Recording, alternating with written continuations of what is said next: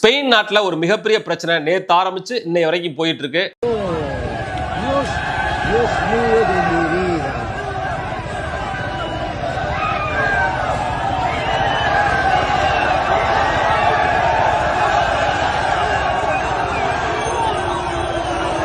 Qué fuerte.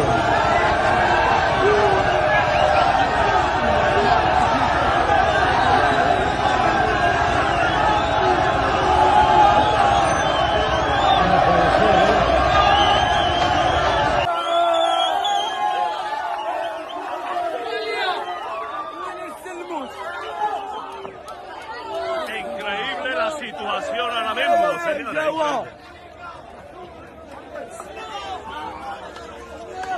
¡Viva España!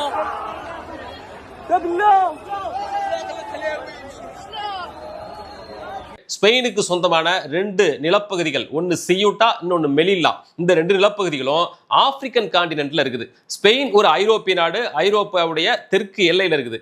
ஆப்பிரிக்காவுடைய வடக்கு எல்லையில Morocco அப்படின்ற நாடு இருக்குது. அந்த மொராக்கோவை தாண்டி ஸ்டேட் ஆஃப் ஜிப்ரால்டர் அப்படின்ற அந்த நீரிணையோட எல்லையில, கடல் எல்லையை ஒட்டி ரெண்டு நகரங்கள் இருக்கு. ஒன்று சியூட்டா, இன்னொன்று மெலில்லா. இந்த ரெண்டு நகரங்களும் ஸ்பெயினுடைய கட்டுப்பாட்டில் இருக்கக்கூடிய நகரங்கள். ஆப்பிரிக்கன் காண்டினென்ட்ல ஒரு ஐரோப்பிய நாட்டுக்கு சொந்தமா ரெண்டு நகரங்கள் இருக்கு. அது காலகாலமா அப்படியே இருக்கு. 1400 450 இந்த காலகட்டத்தில் போர்ச்சுகலும் ஸ்பெயினும் ஆப்பிரிக்கன் கண்ட்ரிஸை படையெடுத்து அடிமைப்படுத்துறதுல ரொம்ப தீவிரமா இருந்தாங்க. அந்த காலகட்டத்திலிருந்து இந்த ரெண்டு சிட்டிஸும் ஸ்பெயினுடைய கட்டுப்பாட்டில் இருக்கு. பின்னாடி மொராக்கோ தனி நாடு ஆனப்போ அந்த ரெண்டு சிட்டிஸையும் தான் எடுத்துக்கணும் அப்படின்னு ட்ரை பண்ணாங்க. ஸ்பெயின் அதுக்கு விடல. அப்போலேருந்து அவங்களுடைய கண்ட்ரோல்ல தான் அது இருக்கு. அந்த சியூட்டா அப்படின்ற நகரத்துல தான் இப்ப மொராக்கோ நாட்டில இருந்து பல ஆயிரக்கணக்கான அகதிகள் கடல் மார்க்கமா அங்க வந்திருக்கிறாங்க.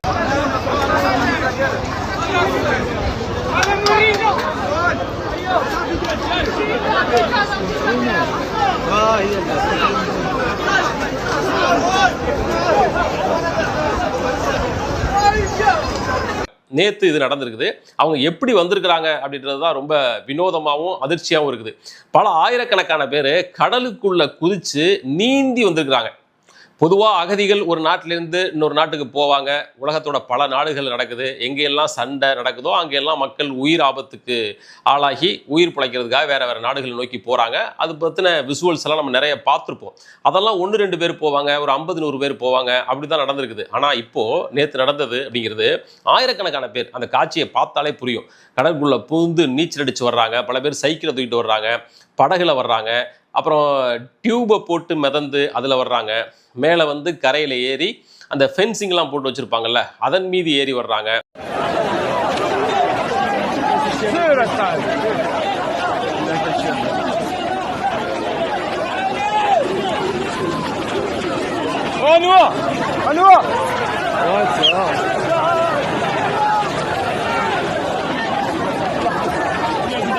இது இந்த சியூட்டா அப்படின்ற அந்த ஏரியாவுக்குள்ள வாழ்ற மக்கள்கிட்ட பெரிய அதிருப்தியை உருவாக்கி இருக்குது. ஏன்னா இந்த அகதிகளாக வர்றது அப்படின்ற இந்த விவகாரம் இன்னைக்கு நேற்று நடக்கிறது இல்லை. அது 10-15 வருஷமா தொடர்ந்து நடந்துகிட்டே இருக்கு. ஏற்கனவே 2021 ஒரு தடவை ஒரு சில நாட்களுக்குள்ள 8000 பேர் இதே வகையில் அந்த நகரத்துக்குள்ள வந்திருக்கிறாங்க. இப்போ 10,000க்கும் அதிகமானோர் இதே நகரத்துக்குள்ள திரும்ப வந்திருக்கிறாங்க அப்படின்னு சொல்லப்படுது. அதனால Spain prime minister Pedro Sanchez மீது இது மிகப்பெரிய விமர்சனத்தை உருவாக்கி இருக்குது. அவர் அகதிகள் மேலே ரொம்ப சாஃப்டாக நடந்துக்கிறாரு, குடியேற்ற விதிகளில் அவர் கடுமையாக இல்லை அப்படின்னு அவர் மேலே கடுமையாக விமர்சனங்கள் வைக்கிறாங்க. ஏற்கனவே பல ஐரோப்பிய நாடுகளுக்கும் பெட்ரோ சான்சஸ் மேலே ஒரு கோபம் இருக்குது. இங்கே ஸ்பெயின் வழியாக இவங்க எல்லாரையும் உள்ளே விட்டுட்டிங்கன்னா அவங்க ஸ்பெயினை கடந்து ஜெர்மனிக்கு வந்துடுவாங்க, ஃப்ரான்ஸுக்கு வந்துடுவாங்க, இத்தாலிக்கு வந்துடுவாங்க. ஸோ ஐரோப்பிய நாடுகளில் ஆல்ரெடி இருக்கிற இந்த குடியேற்ற பிரச்சனைகள், அகதி பிரச்சனைகளில் இதுவும் புதுசாக சேர்ந்துக்கும். ஸ்பெயின் இதில் ரிலாக்ஸ்டாக இருக்கிறதுனால ஒட்டுமொத்த ஐரோப்பிய நாடுகளுக்குமே இது ஆபத்து அப்படின்ற வகையில் அவங்கெல்லாம் இதை விமர்சிக்கிறாங்க. ரைட், இது ஒரு பக்கம் இருக்கட்டும். இப்போ இந்த சியூட்டா அப்படின்ற நகரத்துக்குள்ள இத்தனை ஆயிரம் பேர் உள்ள திடீர்னு நேற்று வந்திருக்காங்க இல்லையா? இது இன்னைக்கு நேற்று நடக்கலை அப்படின்னாலும் கூட இப்போ இந்த டைம்ல இவ்வளோ 1000 பேர் எப்படி இங்கே வந்திருக்க முடியும்?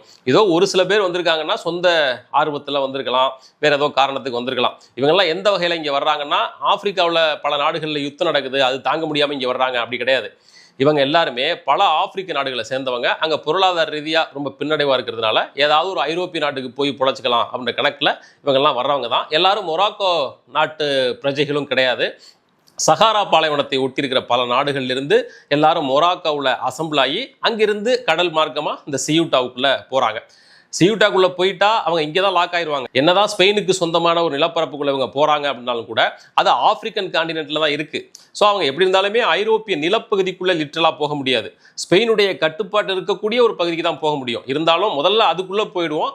அதன் பிறகு வேற ஏதோ ஒரு வழிமுறை ஏற்படுத்திக்கிட்டு ஐரோப்பாக்குள்ளே போயிடலாம் அப்படின்றது அவங்களுடைய கணக்கு வழக்கு. ஆனால் இப்போ திடீர்னு எதுக்காக எப்படி இவ்வளோ 1000 பேர் வந்தாங்க, எப்படி இவங்க அசம்பிள் ஆகிருக்க முடியும் அப்படின்றத பற்றின பல விஷயங்கள் இணையத்தில் விவாதிக்கப்படுது.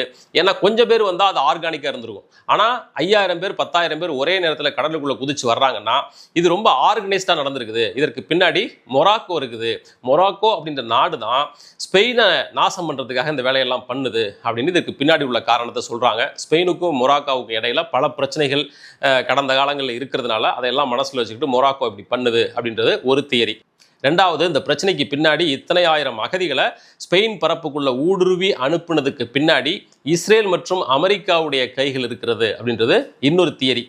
அதற்கு காரணம் சொல்லி புரிய வேண்டியதில்லை. ஸ்பெயினுடைய பிரைம் மினிஸ்டர் பெட்ரோ சான்சஸ் தீவிரமான பாலஸ்தீன் ஆதரவாளர். இஸ்ரேலுடைய இனப்படுகொலைகளை ரொம்ப வெளிப்படையாக கண்டித்த ஒரே ஒரு ஐரோப்பிய தலைவர். அந்த நிலைப்பாட்டில் ரொம்ப ஸ்ட்ராங்காக இருக்கிறவர். ஈரான் யுத்தத்தில் ஸ்பெயினில் இருக்கக்கூடிய இராணுவ தளங்களை அமெரிக்கா பயன்படுத்துகிறத கடுமையாக எதிர்த்தவர் பெட்ரோ சான்சஸ். அதனால் அவர் மேலே இவங்க எல்லாருக்கும் கடுப்பு இருக்கிறது அப்படிங்கிறது ஆப்வியஸ்.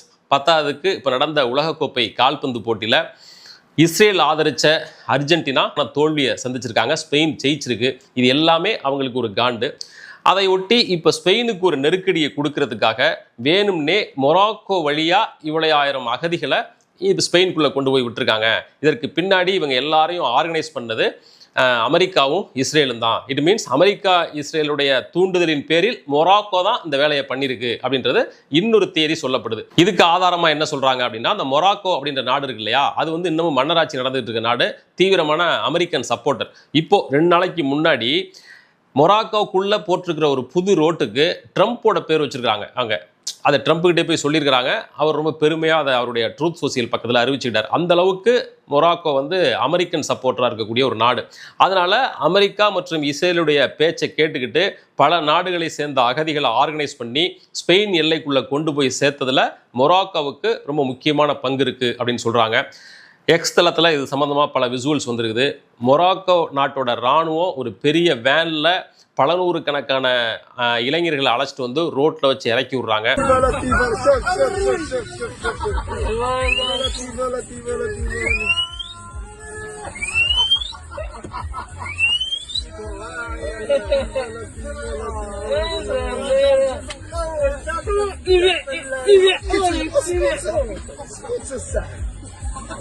அந்த கடல் வழியாக நீந்தி வந்தாங்கல்ல, அவங்க தான் இவங்கெல்லாம். மொராக்கோ தான் வேணும்னே வேனில் வச்சு ஏற்றிட்டு வந்து அந்த கடல் பக்கத்தில் விட்டுட்டு போயிருக்கு அப்படின்லாம் இதற்கு பின்னாடி உள்ள காரணங்கள் சொல்லப்படுது. இதெல்லாம் எந்த அளவுக்கு உண்மைன்னு தெரியல. அதிகாரப்பூர்வமான செய்திகள் எதுவும் வெளியிடப்படலை. பட் எக்ஸ் தளத்தில் இது சம்மந்தமாக பல விதமான 100கணக்கான விசுவல்ஸ் வந்து வந்துக்கிட்டே இருக்குது.